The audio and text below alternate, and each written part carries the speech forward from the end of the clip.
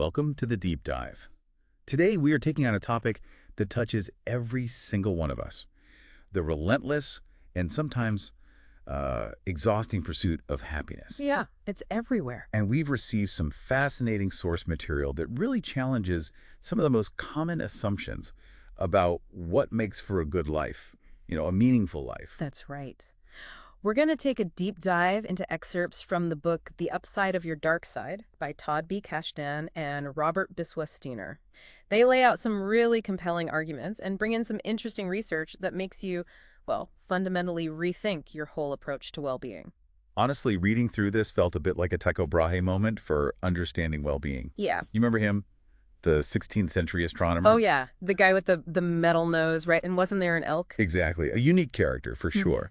But what made him revolutionary wasn't, the eccentric stuff. Right. It was that instead of just accepting centuries-old philosophy about the heavens, he got out there with the best tools he had and just meticulously observed the stars. You mapped them. Yeah, charted their movements, documented new things like supernova stuff that just didn't fit the old picture of this perfect, unchanging universe. And the source argues that's kind of where psychology is right now. We're using new tools, neuroscience, much better data analysis, technology that lets us track daily experience. Like in real time. Exactly, to observe our inner world with way more precision than ever before.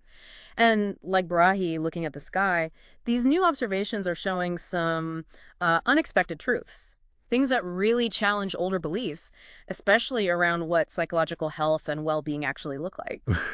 So the mission for this deep dive, let's try to understand why our traditional search for happiness might be, fundamentally flawed. Okay. And what this source material suggests is maybe a more effective, possibly even counterintuitive path to finding a genuinely rich and meaningful life. All right, let's unpack this. Let's start where most of us usually begin, the familiar landscape of seeking happiness. We're all exposed to it. Be kind, be grateful, save money, spend time with family, be moderate. Pretty standard advice. Yeah, and classic psychology even gives us structures like Maslow's hierarchy, basic needs first, then you get to self-fulfillment.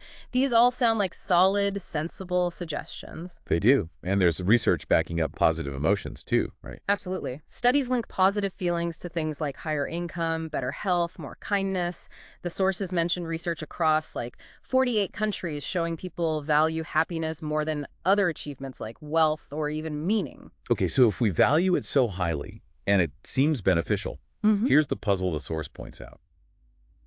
Why is widespread happiness still so elusive? Why are anxiety and depression rates so high? And why did that one study, that one with over 3,000 American adults, find that only 17% were deemed psychologically healthy? That seems low. It really does. Something isn't adding up. And what's fascinating here is the suggestion that the issue isn't necessarily that happiness itself is bad, but maybe that we are simply not very good at making choices that actually lead to future happiness. Right. We make systematic errors in how we pursue it. We're trying, but maybe aiming wrong. Okay, here's where it gets really interesting. The sources introduce this concept they call effective forecasting errors.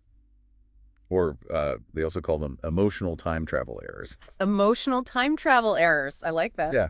And the core idea is actually pretty simple, but it has massive implications. We're just bad at predicting how we'll actually feel in the future. Think of it like predicting the weather. Even with the best models, meteorologists can be a bit off, right? Sure. Happens all the time. And a small error in the temperature forecast might just mean you wore the wrong coat. But a small error in predicting a hurricane's path, that has huge consequences. Right. Our predictions about our emotional future can be just a little off, but they profoundly impact the biggest decisions we make. Can you give some examples from the sources? Like what kinds of predictions are we messing up? Well, they cite studies showing we overestimate how happy we'll be if our preferred political candidate wins, for example. Oh, yeah. Or if our team wins the championship. Exactly. And we underestimate how difficult or stressful moving to a new city might actually turn out to be. Okay, those seem maybe somewhat minor. But what about the big life-altering stuff? Does it apply there too? That's where it gets really compelling, actually. They describe a study involving women taking pregnancy tests. Now, none were actively trying to conceive, but some hoped for a positive result. Others really wanted a negative one. Okay. So different desired outcomes. Right, and the participants predicted these intense, polar opposite emotional reactions depending on what they wanted, like pure joy or absolute devastation. So they expected extreme happiness if they got the result they hoped for, and extreme distress if they didn't. Makes sense. That's what they predicted. But the actual emotional reality after taking the test, it was surprisingly muted for both groups. Muted? How so? There was very little intense distress for those who didn't get their desired result. And interestingly, in the case of an unwanted positive pregnancy test, a small minority even reported feeling some unexpected joy. Wow. So the reality just didn't match the prediction. Not even close. Not really, no. And a key takeaway the authors highlight is that a big reason for these mispredictions is we just ignore our own ability to tolerate and adapt to discomfort. We forget how resilient we are. Basically, yeah. We assume something will be terrible, overwhelming, unbearable. But the reality is, we are usually far more resilient than we give ourselves credit for. That stressful new job might be tough at first, but you adapt, right? You figure it out. So what does this all mean then? It means almost every major life decision we make, buying a house, changing careers, picking a college, starting a family, it's all based on predicting how we'll feel later. Right. You might take a job you dislike now because you predict the future promotion will bring happiness, maybe ignoring the present cost. Or you avoid a potentially rewarding but scary opportunity because you overestimate how bad the discomfort will feel. And if, as the sources suggest, these predictions are systematically wrong for pretty much everyone, to some degree, we consistently overestimate future positive feelings and underestimate our ability to handle negative ones. Then we're building our lives on a shaky foundation, like emotionally shaky. Exactly. We're essentially building the fundamental architecture of our lives based on faulty emotional blueprints. Okay, this leads to research highlighted in the source that goes even further. It suggests that the act of pursuing happiness too aggressively can actually be detrimental, which that sounds completely backwards. It really does. And they reference the work of Iris Mouse at UC Berkeley. The source presents her as another one of these figures, like Tycho Brahe, who decided to make careful observations that challenged the status quo. So instead of astronomy, she's looking at happiness. Yeah, challenging the conventional wisdom of her field in this case, the sort of unquestioned virtue of always pursuing happiness. Okay, so what did her observations show? Her studies found that people who placed a really high value on pursuing happiness actually reported feeling lonelier than people who didn't prioritize it as much. Lonelier, just from valuing happiness. Yeah.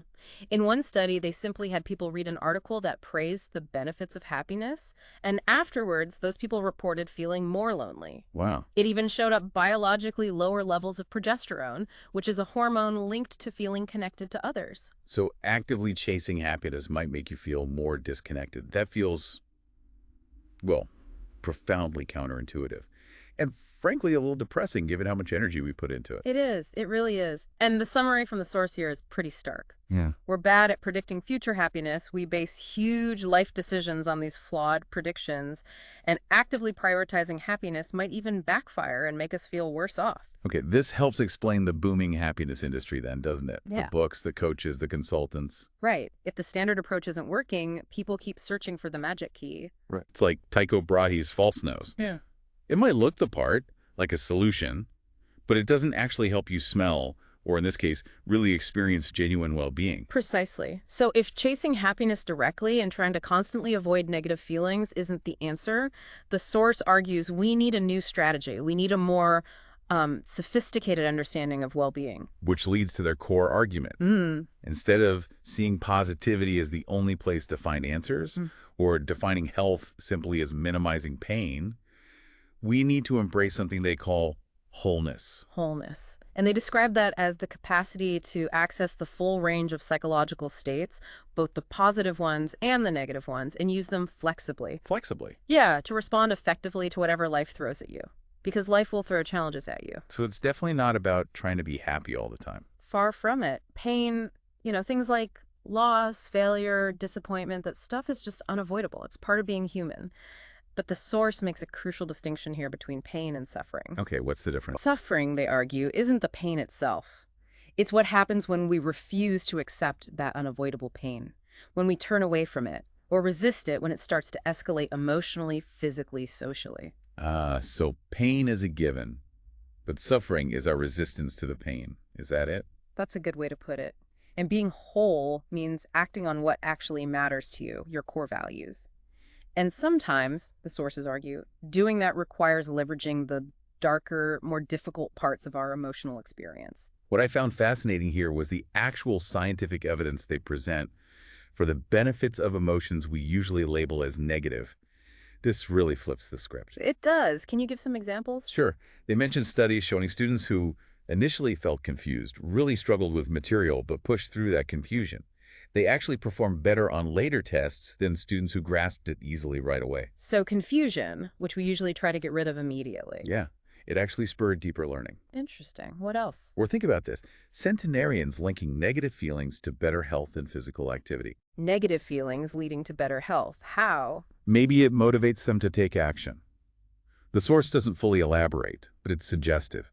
Or police investigators who had themselves been crime victims, they showed greater persistence and focus when working with other victims. So that difficult personal experience, a negative event, translated into being more effective. Exactly. More empathy, maybe more drive. And here's one that really made me pause because it challenges so much standard advice. Okay. In relationship conflicts, spouses who did not forgive physical and verbal aggression from their partner, they actually saw a significant reduction in that aggression over time. Wow. That is a tough one because we're always told forgiveness is key. Right. But this specific research they cite suggests that in certain very specific contexts, maybe withholding forgiveness is the necessary adaptive response to actually stop harmful behavior. It really forces you to question applying blanket emotional advice, doesn't it? Situation matters. Definitely.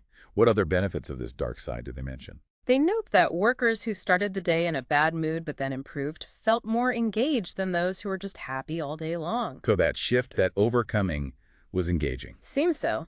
And creative ideas from people experiencing both positive and negative emotions at the same time were rated about 9% more creative than ideas from purely happy individuals. So emotional complexity fuels creativity. And there's evidence that challenge-related pressure, feeling stressed but by a challenge, not a threat while uncomfortable, seems to boost motivation. So the point isn't to, wallow in negativity. No, not at all. But to recognize that these negative states can actually be functional. They can be useful, even beneficial, depending on the situation. Precisely. The source emphasizes that the adaptive quality isn't about being perpetually positive, but about the balance. And crucially, the ability to transition between states. Being flexible. Yeah. Suppressing negative feelings, they argue, doesn't actually help with motivation or growth in the long run. Because the reality is, we naturally shift between positive and negative states all the time anyway. It's normal. We do. And according to the source, these whole individuals are the ones willing and able to move flexibly. From happy to sad, anxious to calm, frustrated to determined, or vice versa, whatever is needed for the best outcome in that specific circumstance. And these are the people they describe as the healthiest. The healthiest, most successful, the best learners, and ultimately experiencing the deepest, most resilient kind of happiness. They use that idea of a 20% advantage, right? It's okay, even good, to experience positivity maybe 80% of the time, but you need to be willing to engage with the benefits of negative states, the other 20%. Yes, exactly. And they stress those percentages are just illustrative. It's not a hard rule. It's about the principle. The willingness to engage with the full spectrum is key. It's not about being positive despite negativity, but sometimes being effective because of it. Well put, yeah. This connects directly to another point they make, what they call the paradox of comfort and the problem of avoidance. They point out how widespread anxiety is today. Yeah, the stats are pretty sobering. 1 in 5 adults, 1 in 4 teens with diagnosed disorders each year. And honestly, probably 100% of us dealing with everyday stress. And the source argues, paradoxically, that we are so stressed because we overvalue comfort. How does that work? We live in an era of just unprecedented convenience, right? Heated car seats, air filters, instant entertainment on demand, seamless online ordering for everything. We've become, they argue, profoundly addicted to ease. Okay, I see the convenience part, but how does that link to stress? Well, think of it like overusing antibacterial soap. It reduces our exposure to everyday germs, potentially weakening our immune system over time. Right. This constant comfort seeking reduces our exposure to difficulty, to friction, to minor discomforts. And that makes us less resilient when actual challenges hit. Exactly. They contrast historical resilience, like that British wartime slogan, keep calm and carry on, with modern indicators of comfort excess, like needing a sign that says, please don't litter, just to keep trash off the ground.